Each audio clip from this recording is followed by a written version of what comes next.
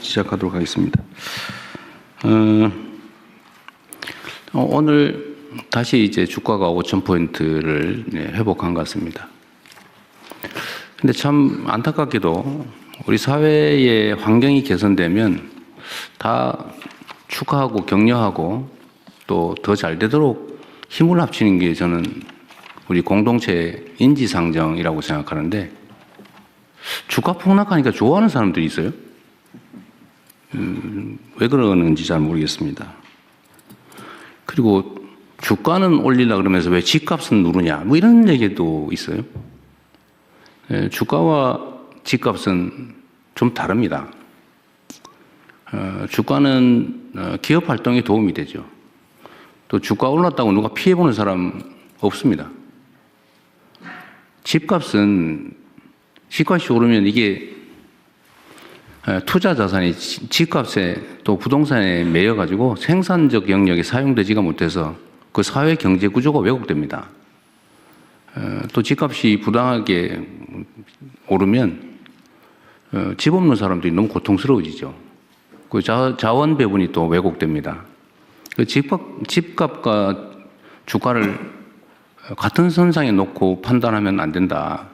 저는 이게 좀 모르면 그런 생각을 할 수도 있는데, 최소한 사회의 지도적 입장에 있는 사람들이 그렇게 얘기를 하거나 또는 그런 식으로 선동하는 것은 참 옳지 않다, 그런 생각이 듭니다.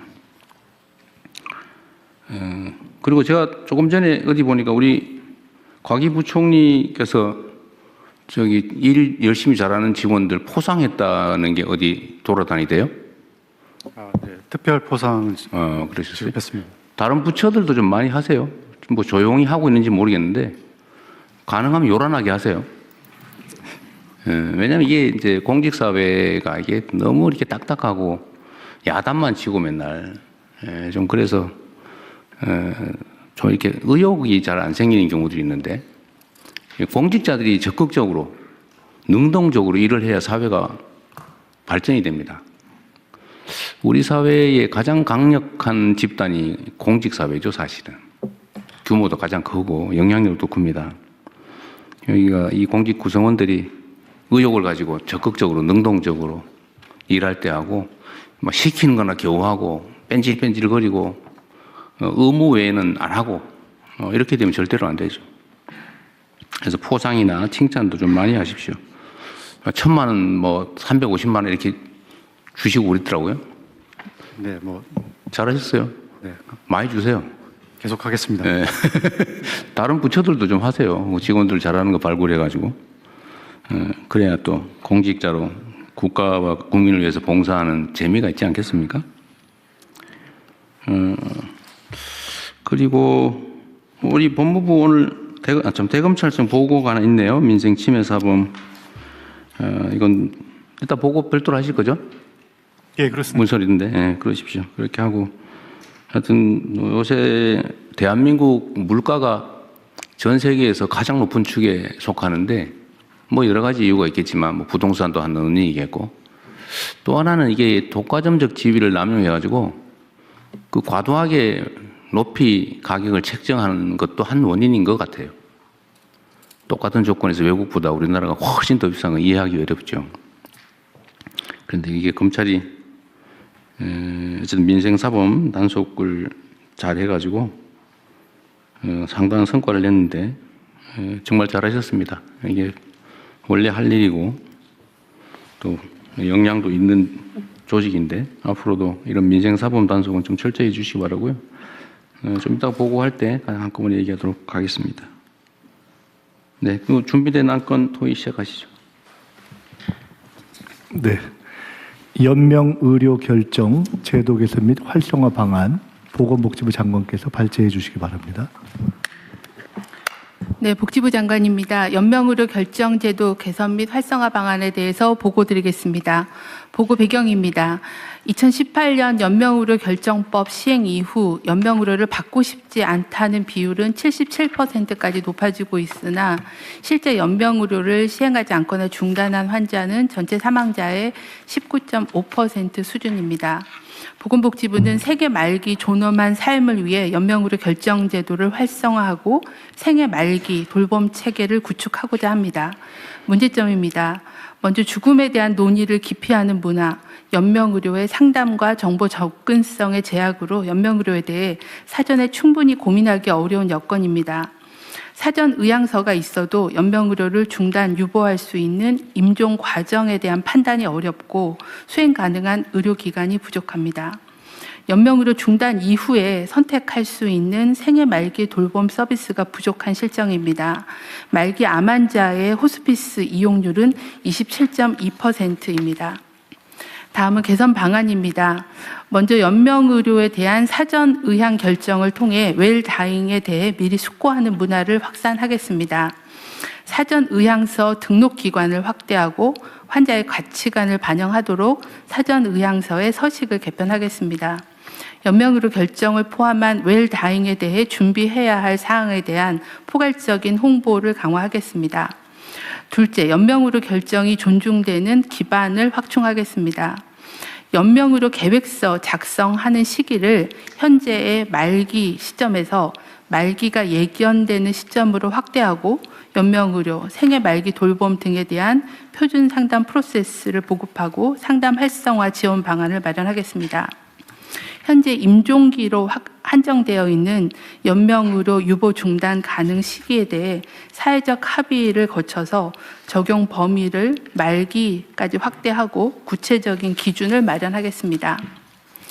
무연고자와 고립 단절 노인 등에 대한 연명의료 결정을 위해 법령 보완 방안을 마련하고 연명의료 수행 의료기관도 확대하겠습니다. 셋째, 연명의료 결정 이후 존엄한 생애 말기와 임종 지원을 위한 체계를 구축하겠습니다. 의료기관 호스피스를 확충하고 말기 환자에게 적용할 수 있는 표준진료 가이드라인을 보급하겠습니다. 요양시설에서는 임종 돌봄에 대한 계약의사의 역할을 강화하고 종사자 교육, 임종실 설치를 확대하겠습니다. 가정형 호스피스, 재택의료센터 등을 확충하고 통합돌봄과 연계하여 재가 임종 방안을 마련하겠습니다. 또한 자택 임종 시에 사망을 확인하는 절차에 대해 관계부처와 협의하여 개선 방안을 마련하고 생애 말기 돌봄 서비스에 대한 통합적이고 체계적인 정보 제공을 강화하겠습니다. 향후 계획입니다. 웰다잉에 대해 숙고하는 문화를 확산하기 위해 공공기관, 유관단체 등과 협업하여 웰다잉 문화와 관련 제도에 대한 통합적이고 체계적인 정보 제공과 상담, 연계를 추진하겠습니다. 전문가, 국민이 참여하는 공론화를 통해 제도를 개선하고 생애 말기 돌봄 서비스 확대를 위한 거버넌스도 강화하겠습니다. 이상 보고를 마치겠습니다. 네, 다른 부처들 의견 있으면 말씀하시고요. 예, 법제처장입니다. 네. 지금 사전 연명 의료 의향서를 등록할 수 있는 기관이 현행법 11조에 보면은 보건소뿐만 아니라 공공기관까지도 포함이 되어 있습니다. 근데 공공기관 이외에 주변에서 쉽게 접근할 수 있는 주민센터 같은 곳으로도 확대하는 게 연명의료의향 등록을 활성화하는 길이 아닌가 싶고요. 한 가지 더 말씀드리면 자택 사망 병원에서 연명 치료를 하지 않으면 호스피스 시설에 들어가거나 자택이 있어야 되는데 호스피스 시설은 굉장히 제한돼 있고 결국 자택에서 사망을 해야 되는데 자택에서 사망할 경우에는 이 경찰에서는 변사 사건으로 일단은 봅니다. 그래서 병원으로 가서 사체 검안서라든가 진단서를 요구하는데 굉장히 형식적이고 떠넘기기식이고 병원에서도 사실상 한쪽 구석에 방치되어 있다가 하루 이틀을 그냥 보내기도 합니다. 그래서 이런 문제는 반드시 해결이 돼야 될 것 같습니다. 좋은 지적 같습니다. 이게 이 개인적 경험 얘기하기는 좀 그런데 아주 오래전이긴 한데 제 선친께서 돌아가시고 난 다음에 사체 검안서 떼느라고 엄청 고생했어요. 근데 아마 앞으로도 똑같이 오히려 더 엄격해질 가능성이 많은데 그 법제처장 지적이 일리가 있습니다. 잘 챙겨봐 주시고요. 네, 또 없으면 저도 의견 하나 말씀드리도록 할게요. 하여튼 이게 이미 이제 회생불능이고 이제 사망에 임박했고 치료한다고 개선되지도 않고 고통만 심한 이런 경우에 그냥 단순한 연명을 위한 뭐 강제 호흡이라든지 강제 급식 이런 것들을 이제 더 이상 안 한다 그런 얘기죠. 그걸 안 하겠다라고 본인이 네. 의사표명을 하면 그런 연명 치료를 안 하는 호흡기를 떼는 그런 조치를 하도록 허용한다 그 말이죠. 연명 의료를 시작하지 않거나 중단한대. 중단하겠다라는 겁니다.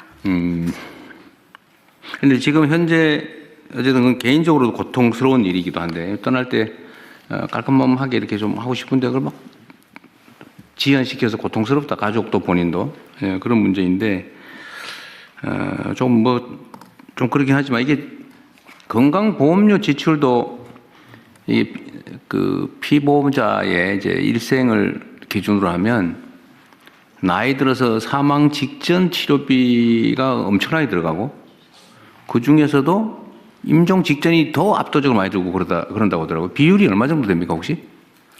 금액을 정확하게 제가 추산해서 기억하지 못하는데요. 이제 사망 직전의 1년이나 뭐 그 시기에 치료비가 제일 많이 집행되는 걸로 평가하고 있습니다. 뭐 70%, 80% 이런 얘기도 있던데. 네, 네. 그 정도 비율입니다. 형님, 돌아가시기 3개월 전에 약 60% 의료 수가를 쓰고 사망을 3개월 전에? 네. 낫지도 않으면서 그러니까 연명 치료하면 엄청난 비용이 들어가요. 그렇습니다. 이게 본인도 괴롭고 가족들도 힘들고 네. 건강보험료도 그렇고 뭐 하여튼 그런 문제가 있어서 이거를 본인이 원하면 더 이상 하지 않는 걸로 하자. 본인과 가족이 동의하에 본인도 동의해야 되고 가족도 동의해야 돼요. 일단은 본인이 사전에 의향서를 먼저 써놓으면 본인 의사가 확인이 되고요. 그다음에 말기 환자라고 하면 의사하고 상담해서 연명의료 계획서를 환자랑 의사가 쓰면 본인의 의사로 연명의료를 중단할 수 있는데 그걸 사전에 해놓지 않으면은 그다음엔 가족의 동의가 있으면 가능합니다. 하여튼 이건 매우 중요한 제도고 하여튼 이게 불편하지 않도록 또 어쩌면 쉽게 할 수 있는 거 외에 저는 뭐 일종의 인센티브라도 있으면 좋겠어요. 그게 뭐가 될지 모르겠는데 사회적으로도 이익이기 때문에 그 점을 잘 조정을 할 필요가 있지 않을까 싶습니다. 네, 현재 저희가 생각할 때는 연명의료를 안 하겠다고 결정을 하면 사망하실 때까지 제대로 된 말기 돌봄이 가야 되거든요. 근데 통증 관리나 아니면 다른 관리들이 이제 병원이나 재가에서 돼야 되는데 그런 제공 기관이 좀 부족하다 보니 연명의료를 결정하더라도 제대로 된 임종 서비스를 못 받는 문제가 좀 있어서 그 부분을 저희가 확충하는데 복지부가 집중하려고 하고 있습니다. 특히 최근에 이제 지역사회 통합 돌봄이 활성화가 되기 때문에 재택에서도 그런 임종 돌봄을 받을 수 있게 네. 그 부분에 대한 거를 뭐 수가나 아니면은 이제 매뉴얼 같은 걸 만들고 또 의료진에 대한 교육을 해서 재택 임종을 강화하는 네. 부분들, 호스피스 강화하는 부분들을 계획을 하고 있습니다. 그러니까 연명 치료 안 하고 재택 임종을 할 경우에는 인력과 비용이 더 들겠죠. 그런데 그게 병원에서 연명 치료를 하는 것보다는 훨씬 적게 들겠죠. 네, 그렇습니다. 그럼 과감하게 투자를 하는 게 맞죠. 네. 네. 그렇게 하십시오. 기획을 좀 해서. 네, 추가적 의견 없으시면 이상으로 토의를 마치고요. 해당 사안에 대해서는 다음 부처 보고를 하겠습니다. 다주택자 양도소득세 중과 유예 종료 및 보완 방안을 재정경제부 장관께서 보고해 주시기 바랍니다. 예.